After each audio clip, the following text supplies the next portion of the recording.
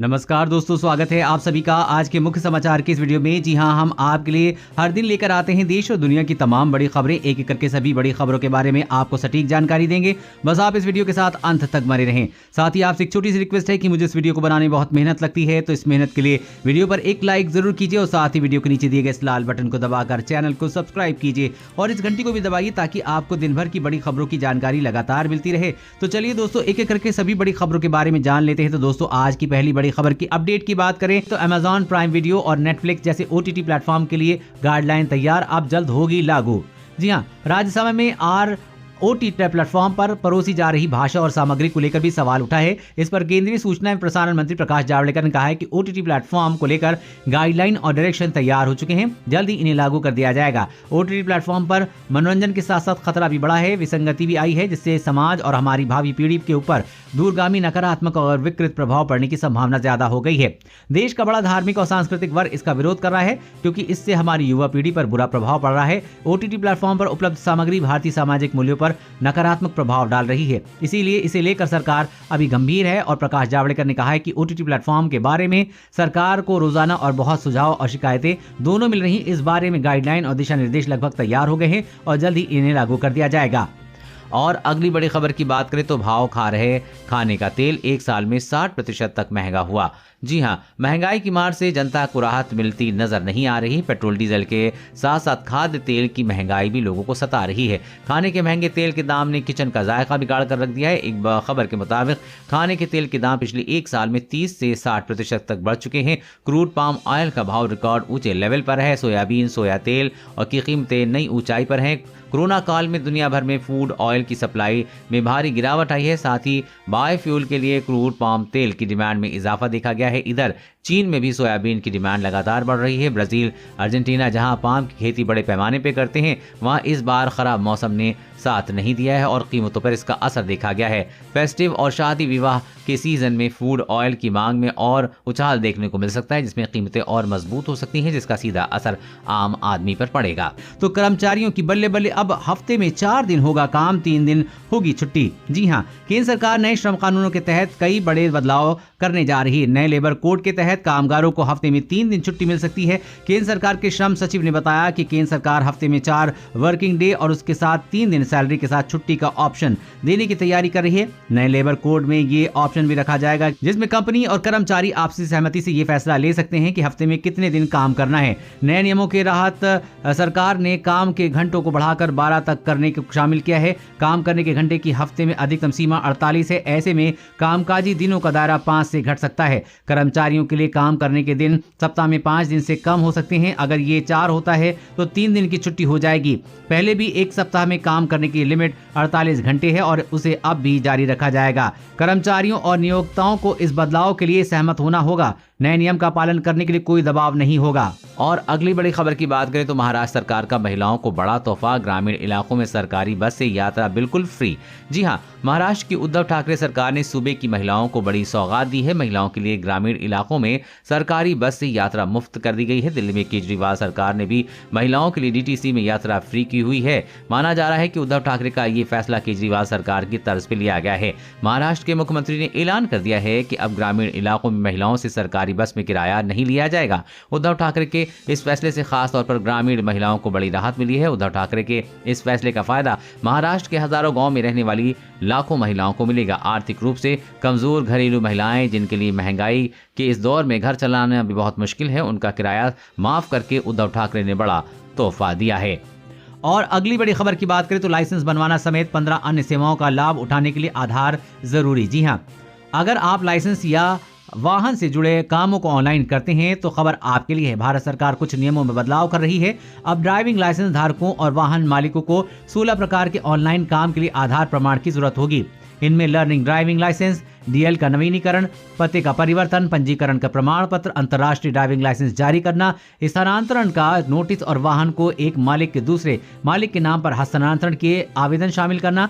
सड़क परिवहन मंत्रालय के ड्राफ्ट के अनुसार पोर्टल के माध्यम से विभिन्न ऑनलाइन सेवाओं का लाभ उठाने की इच्छुक किसी भी व्यक्ति को आधार प्रमाणीकरण से गुजरना आवश्यक है। वहीं आधार प्रमाणीकरण से नकली दस्तावेजों पर लगाम लग सकती है। इसी के लिए सरकार अब आधार कार्ड को अनिवार्य बना रही है। और अगली बड़ी खबर की बात करें तो भारतीय नौसेना की बढ़ेगी समुद्री ताकत, जंगी बेड़े में आज शामिल होगी स्कॉर्पियन क्लास सबमरीन INS करंज। जी हां, तीसरी स्कॉर्पियन श्रेणी की पनडुब्बी INS करंज को आज नौसेना में शामिल किया जाएगा। इस पनडुब्बी का निर्माण मझगांव डॉक शिप बिल्डियार्ड लिमिटेड में किया गया है। मेक इन इंडिया कार्यक्रम के तहत किया गया है। नौसेना पहले ही इस श्रेणी की 2 पनडुब्बियां INS कलवरी और INS खंदेरी को इसी शिपयार्ड में अपने बेड़े में शामिल कर चुकी है। भारत सरकार के साथ हुए समझौते के तहत इस शिपयार्ड पर 6 पनडुब्बियों का निर्माण किया जाना है। इसके तहत वेला और वजीर का परीक्षण चल रहा है, जबकि 6ठी पनडुब्बी का निर्माण कार्य चल रहा है। उल्लेखनीय है कि भारत प्रोजेक्ट 75 इंडिया के तहत 6 बड़ी और सक्षम पनडुब्बियों के निर्माण की योजना बना रही है, क्योंकि विशेषज्ञों का कहना है कि चीनी नौसेना की ताकत का मुकाबला करने के लिए भारत तैयार है। उनका कहना है कि इन योजनाओं को भारतीय नौसेना द्वारा चीन की नौसेना की बढ़ती ताकत का मुकाबला करने के लिए एक ठोस कदम के रूप में देखा जाना चाहिए। चीनी नौसेना की ताकत लगातार बढ़ती जा रही है। युद्धपोत जहाजों की संख्या के मामले में चीन ने अमेरिकी नौसेना को पिछाड़ दिया है। इसलिए भारत समुद्र में लगातार अपनी ताकत बढ़ा रहा है ताकि चीन को मुंहतोड़ जवाब दिया जा सके। और अगली बड़ी खबर की बात करें तो मोबाइल फोन बच्चों के लिए कितना हानिकारक जानकर उड़ जाएंगे होश। जी हां, आज के वर्तमान समय में बच्चों को सबसे फेवरेट खिलौना मोबाइल फोन हो गया है। ये फोन बच्चों के सेहत को प्रभावित करता है तथा उन्हें शारीरिक और मानसिक रूप से भी बीमार करता है। आज इसी विषय में जानने की कोशिश करेंगे कि मोबाइल फोन बच्चों के लिए कितना हानिकारक है। सच्चाई जान के आपके होश उड़ जाएंगे। जी हाँ, ताज़ा रिसर्च के मुताबिक 9 से 10 साल की उम्र में बच्चों की नींद टेक्नोलॉजी के दखल के कारण प्रभावित हो रही है। इससे बच्चों में नींद से जुड़ी समस्या उत्पन्न हो रही है और बच्चे बीमार भी पड़ रहे हैं। बच्चों से ज्यादा मोबाइल फोन के इस्तेमाल से डिप्रेशन, एंजाइटी, अटैचमेंट डिसऑर्डर जैसे बीमारी होने का खतरा बढ़ रहा है। इसके साथ ही मोबाइल फोन का ज्यादा इस्तेमाल करने से बच्चों की आंखों में जलन और सूखापन, थकान जैसी दिक्कतें उत्पन्न हो रही हैं। एक रिसर्च के मुताबिक मोबाइल फोन के ज्यादा इस्तेमाल से आज के बच्चे चिड़चिड़े, आक्रामक और कुंठाग्रस्त हो रहे हैं। बता दें कि स्मार्टफोन चलाने के दौरान बच्चे पलकें कम झपकाते हैं। इससे आंखों में तनाव उत्पन्न होता है और आंख खराब होने के चांस बढ़ जाते हैं। इसीलिए आप भी अपने बच्चों को मोबाइल फोन कम से कम इस्तेमाल करने दें। और अगली बड़ी खबर की बात करें तो सुप्रीम कोर्ट ने कहा कि ससुराल में कोई भी करे पत्नी की पिटाई, पति होगा जिम्मेदार। जी हां, दहेज, प्रताड़ना और घरेलू हिंसा के मामले में सुप्रीम कोर्ट ने एक अहम बात कही है। अदालत ने कहा है कि अगर ससुराल में महिला की पिटाई होती है तो उसकी चोटों के लिए मुख्य रूप से पति जिम्मेदार होगा, भले ही पिटाई उसके रिश्तेदार ने की हो ना की हो। ये अहम बात कहते हुए कोर्ट ने पत्नी की पिटाई के आरोपी व्यक्ति को गिरफ्तारी से पहले जमानत देने से इनकार कर दिया। अदालत जिस शख्स की याचिका पर सुनवाई कर रही थी उसकी तीसरी शादी थी और महिला की दूसरी। शादी के साल भर बाद उनके एक बच्चा हुआ। पिछले साल जून में महिला ने लुधियाना पुलिस के पति और ससुराल वाले में शिकायत दर्ज की। महिला का आरोप था कि दहेज की बढ़ती मांगों को पूरा न कर पाने पर उसके पति, ससुराल और सास ने बुरी तरह पीटा। कोर्ट में जब वकील ने जवाब दिया कि पिटाई उनके क्लाइंट ने नहीं बल्कि उसके पिता ने की थी, तो CJI ने कहा कि इससे फर्क नहीं पड़ता कि वो आप यानी कि पति थे या आपके पिता। उन्होंने कथित तौर पर बैट से उसकी पिटाई की। जब ससुराल में महिला को यातनाएं दी जाती हैं तो मुख्य रूप से जिम्मेदारी पति की बनती है। और अगली बड़ी खबर की बात करें तो एयरपोर्ट के लिए रेलवे स्टेशन पर देनी होगी users development fees. Cabinet note तैयार, जल्द होगा लागू। जी हां, भारत के रेलवे स्टेशनों को वर्ल्ड क्लास बनाने की कीमत चुकाने को तैयार हो जाइए। लंबे समय से चर्चा के लिए एयरपोर्ट की तर्ज पर रेलवे स्टेशनों पर भी यूजर डेवलपमेंट यानी कि UDF फीस वसूली जाएगी। अब खबर है कि इसके लिए रेल मंत्रालय ने कैबिनेट नोट जारी कर दिया है। मतलब अब UDF लागू होने में केवल एक कदम ही दूरी बची है। नीति आयोग से चर्चा करने के बाद UDF लागू करने के लिए यह कैबिनेट नोट जारी किया गया है। रेलवे स्टेशनों पर यात्रियों से यूजर्स डेवलपमेंट फीस वसूलने के लिए इस नोट को कैबिनेट से अगले महीने पारित किया जा सकता है, जिसके बाद इसे लागू कर दिया जाएगा। यानी हो सकता है कि अगली बार जब आप रेलवे का टिकट बुक करें तो आपसे UDF फीस वसूली जाए, जिसमें आपकी रेल यात्रा महंगी हो सकती है। और अगली बड़ी खबर की बात करें तो राशन कार्ड से दर्ज व्यक्ति की मौत या गलत जानकारी देकर राशन लेने पर अब होगी इतने साल की सजा। जी हां, देश के कई राज्यों में इस समय राशन कार्ड में नाम जोड़ने से लेकर हटाने का काम चल रहा है। कई राज्य सरकारों ने राशन कार्ड में धोखाधड़ी करने के मामले में पुलिस या जांच में भी अब तेज कर दी है। राशन कार्ड में अगर कोई शख्स झूठा नाम डलवाता है या राशन कार्ड में दर्ज व्यक्ति की मौत के बाद भी उसके कोटे का राशन लेने पर अब सख्त कार्रवाई होगी। रिकवरी विभाग की तरफ से इस तरह के धोखेबाजी की जांच शुरू हो गई है। खाद्य आपूर्ति विभाग आरोपी पर धोखाधड़ी की धाराओं के तहत केस दर्ज कर गिरफ्तार भी करवा रहा है।